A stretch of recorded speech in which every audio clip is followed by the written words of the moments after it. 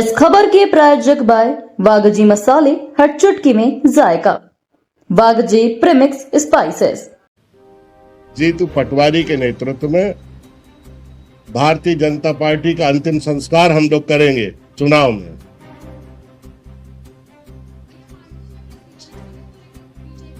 विदेशी लोग भारत में रह रहे हैं अवैध तरीके से दूसरे देशों में। 10 साल 11 साल से नरेंद्र मोदी की सरकार है, 25 साल से बीजेपी की यहाँ सरकार है। ये सरकार है या सर्कस? जान नजरें बजाती है क्या? क्यों ऐसी परिस्थिति निर्मित हुई कि 11 साल बाद नरेंद्र मोदी जी को जगह जगह कहना पड़ा, बाहर के घुसपैठी आ गए, नेपाल के आ गए, बांग्लादेश के आ गए। तो आप सरकार क्या कर रही है? ध्यान में सिर्फ करिए मोहन यादव जी को बच्ची में लगातार देखने में आया है कि कलेक्टरों की जो भाषा और शैली है वो एक अच्छे जनसेवक की बची नहीं, जो काम करने की शैली नहीं बची। एक दो वक्तव्य नहीं आया, हर हफ्ते एक वक्तव्य आता है, एक उदाहरण सामने आता है कि कलेक्टर किसी को चांटा मार रहा है, किसी को औकात बता रहा है, किसी को धमकी दे रहा है। तो ये जन सामान्य सी बात हुई है और इसका मूल भावना है कि जो मुख्यमंत्री है, प्रशासन, तो उनकी जो पकड़ होनी चाहिए सरकार की, वो एक तरह से जीरो हो गई। उसका कारण सिर्फ यही है कि जब पोस्टिंग होगी लेन देन करके, तो फिर लेन देन देने लेकर देकर जाने वाला व्यक्ति तो अपने हिसाब से चलेगा, होगा ही करे। दुबे जी नरेंद्र मोदी जी को इसमें गीत गा रहे हैं। भारतीय जनता पार्टी जिन्होंने ये कहा था कि हम संगठन से बड़ा कोई नहीं होता हमारे मन में, इन्हीं के दल के सांसद ने कहा बीजेपी को मोदी की जरूरत है, मोदी को बीजेपी की जरूरत नहीं। तो जो भारतीय जनता पार्टी के नींव के पत्थर संस्थापक लोग थे, जनसंघ के संस्थापक लोग थे, जो दल में विचारधारा को बीजेपी की तरह मानते हैं, उन लोगों को अब अपने आप से सवाल करना चाहिए कि निशिकांत दुबे ने कहा वो नरेंद्र मोदी जी के कहने पर दिए, और अगर नरेंद्र मोदी जी ने नहीं कहा तो क्या भारतीय जनता पार्टी निशिकांत दुबे जी को किसी प्रकार की सवाल जवाब करेगी क्या? बीजेपी के संगठन का अंदरूनी मामला हमें बोलना नहीं चाहिए, पर देश का प्रधानमंत्री किसी दल का नहीं होता, देश का होता, आम भारत के नागरिक का। उन्होंने एक सिस्टम सेट किया कि 75 साल बाद अपने आप राजनीतिक लोगों को रिटायरमेंट लेना चाहिए, उसकी बलि चढ़े, उस पूरे प्रोसेस की बलि चढ़े। आदरणीय जोशी जी, आदरणीय यशवंत सिन्हा जी, आदरणीय लालकृष्ण आडवाणी जी, ऐसे तमाम, सुमित्रा महाजन जी, ऐसे कई लोग अलग अलग, इसकी संख्या छुट्टी होती है, जिन्होंने अपने खुद से बीजेपी के विचार को सींचा। अब जब नरेंद्र मोदी जी की बारी आई तो भारतीय जनता पार्टी के नेताओं का रुख इस तरीके का हो गया कि बीजेपी को मोदी की जरूरत है, मोदी को बीजेपी की जरूरत नहीं। ये अहंकार हम बार बार कह रहे थे कि आज मोदी जी का अहंकार देश पे भारी पड़ रहा है, कल मोदी जी का अहंकार बीजेपी पे भारी पड़ेगा, वो स्थिति बन रही।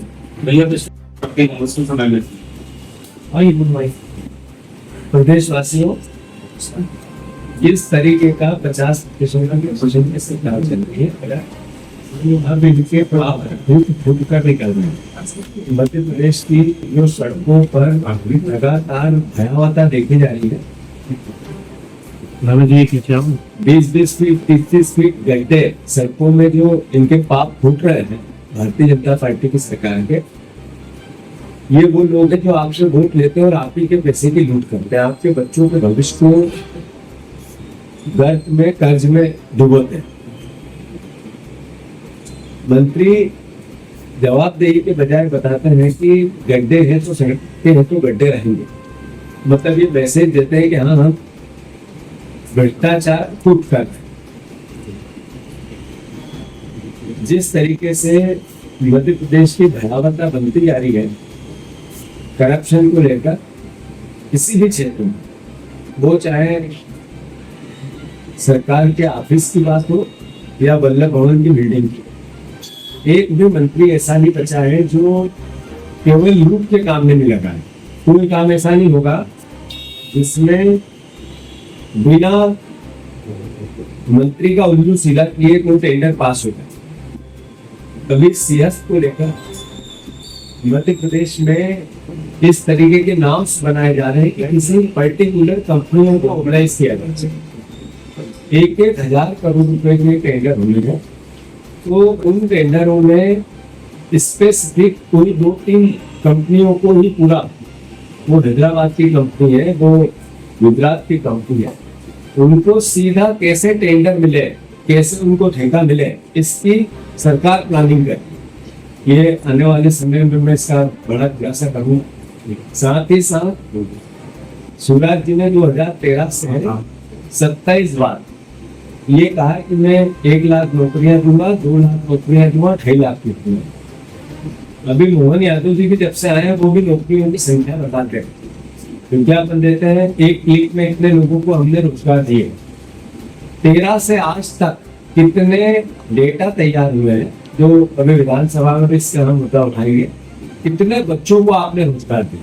दौरे पे है विदेश के इन्वेस्टमेंट, मध्य प्रदेश में इसका प्रयास करेंगे मुख्यमंत्री, पर रोजगार पर उसका कितना असर है इसके व्हाइट पेपर हम सरकार से मांगते हैं, सरकार नहीं देती है। हम व्हाइट पेपर लेके आए, कांग्रेस रोजगार को लेकर व्हाइट पेपर लेके आए। ऐसे ही करप्शन को लेकर भी कांग्रेस अब व्हाइट पेपर लेके आए। हमने सरकार से बार बार मांग की, हम तथ्यों से तर्कों से, ये सरकार 50% कमीशन लेती है, इसके नेता टोटल लूट में लगे। एक बीजेपी का आज से 3 साल 4 साल 3 बार से 4 बार से जो मंडल अध्यक्ष, उसकी आर्थिक स्थिति का पता लगा और आज इसकी आर्थिक स्थिति का पता लगा। जो बीजेपी के पार्षद है अलग अलग जगह, उनकी आर्थिक स्थिति का पता लगा आज से 10 साल पहले, और आज की आर्थिक स्थिति का पता लगा। बड़े नेताओं के तो कहने ही क्या है, इनकी पूरी संपत्तियों का अगर ब्यौरा शासन ले ले, सरकार ले ले, कोई व्यवस्था बन जाए, तो लगभग 80% लोग जेल की सलाखों में पीछे होने चाहिए। इस तरह के अपूर्व भ्रष्टाचार चल रहा है। मैं फिर से जो गड्ढे हुए उसमें सरकार को ढूंढ के भर जाना चाहिए। अपने आप को, मंत्री को उस गड्ढे में जल समाधि ले लेनी चाहिए, या फिर गड्ढों में समाधान उसका प्रयास करना। बस इतना ही कहना। तो जनता ने हमें जनादेश दिया है विपक्ष की भूमिका का। हम विपक्ष के दल के रूप में, हम जनता के प्रतिनिधि के रूप में मध्य प्रदेश की विधानसभा में हमारे विधायक अपना पूरा गतिविधि रखेंगे। हमने 52 घपले और घोटाले सरकार के हैं जो हमने चिन्हित किए हैं। जो रोड की टोल टैक्स का जो करप्शन है वो है, व्यापम से लेके आजीविका मिशन से लेके शिक्षा विभाग, उच्च शिक्षा विभाग, जो शिवराज जी बीज प्रमाणिकता की बात करने वाले, जो डीएपी और खाद की कमी, लोक स्वास्थ्य विभाग, पोषण घोटाला जो भी आप हमने सबने देखा है, लाडली बहनों के 1800 रुपए महीना ये सरकार खा रही है, चोरी कर रही है, वो वाला मुद्दा। किसानों में जो धान बीज और खाद का जो मुद्दा है, जो एमएसपी वादा किया और निभाया नहीं, 2700 गेहूं, 3100 धान, 6000 सोयाबीन, वो वाला है। ये पैरा मेडिकल का घोटाला, छात्रवृत्ति बच्चों को मिलना दुर्भर हो गया है, सही समय पे नहीं मिलती है, केवल इवेंट बचता है। जो सरकार का ऋण है वो ओपन बाजार से, जो सरकारी ऋण होता है तो अपनी जगह ओपन बाजार से बड़े बड़े ब्याज पे सरकार ऋण ले रही है, उसके एविडेंस आए हैं। तो ये सरकार सिर्फ जिस तरीके से लूट और करप्शन का एक हिस्सा बना, कर्ज और करप्शन का उसका पूरा डेटा है। महिला अत्याचार की बात हो, जो हमारे प्रवेश शुल्कों में भी धांधलियां हुई, आदिवासियों की जमीन 1 लाख हेक्टेयर जमीन पिछले 5 साल में आदिवासियों की गैर आदिवासियों को बेच दी, और ये सरकार ने उसमें मदद की। मतलब आदिवासियों को कितना इन्होंने जिस तरीके से लूटने में, हर तरीके से, जो हमारी टेक की रिपोर्ट आई उसने हर विभाग में करप्शन बताया, उसकी रिपोर्ट के आधार पर भी बहुत सी बातें होगी। जल जीवन मिशन का मैंने कहा इसे कि जल से नल नहीं आ रहा, जल से भ्रष्टाचार आ रहा है, नल से भ्रष्टाचार आ रहा है, जल से नल नहीं है, नल से भ्रष्टाचार वाली योजना को लेकर भी हम सब बात करेंगे। संबल योजना इन्होंने समाप्त कर दी, जिसपे बोर्ड बोल रही है जनसंपर्क विभाग का काम माध्यम और इसके माध्यम से केवल मैनेजमेंट का बच गया, करप्शन का बच गया। माध्यम के माध्यम से करप्शन कैसे होता है उसकी बहुत सी डिटेलिंग आएगी। मैं मानता हूँ इन्वेस्टर मीट का व्हाइट पेपर हमने जैसा मांगा ही है, रोजगार को लेकर भी बात की है, विद्युत जो स्मार्ट मीटर हो रहे हैं, ये जनता को और प्रहार कर रहा है इस बात का कि किस तरीके से जनता से लूट की जाए। मैं मानता हूँ कि स्मार्ट घोटाला, आदिवासी पुलिस का जो लगातार रवैया बन रहा है सरकार की कुत्ती तोता बनने का, उस पर भी पार्टी ने एक नीतिगत निर्णय लिए है। और अशोकनगर का एसपी, अशोकनगर का टीआई और जहाँ जहाँ इंदौर का हमारा जो घटनाक्रम हुआ अवैध तरीके से एफआईआर का, उस पर पार्टी ने संज्ञान में लिया। सारे विधायक इस पर बात करेंगे।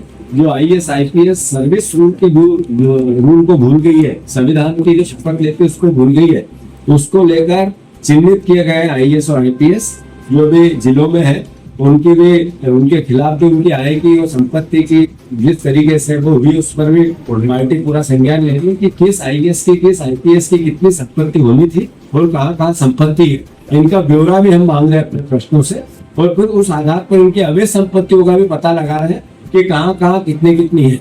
उसके आधार पर ये जितने भी तोता बन के लूट रहे हैं, बीजेपी का कार्यकर्ता बन के प्रदेश को लूट रहे हैं, इनको भी ठीक किया जाएगा। और जैसा मैंने कहा कि अलग अलग नगरीय निकाय, नगरीय निगमों के भ्रष्टाचार, वहां भी करप्शन के मायर भेरी है, वो उस पर भी बहुत सी बातें हैं। वित्त विभाग को लेकर हमने कहा कि व्हाइट पेपर, सड़कों के रखरखाव, करप्शन, 50 रुपए गड्ढे तो रहेंगे ही, ऐसा मंत्री बोलता पहला दिखा। मैं समझता एक मंत्री जनता तो आवेदन करती भिखारी है, ये उसका हिसाब भी पूछा जाएगा।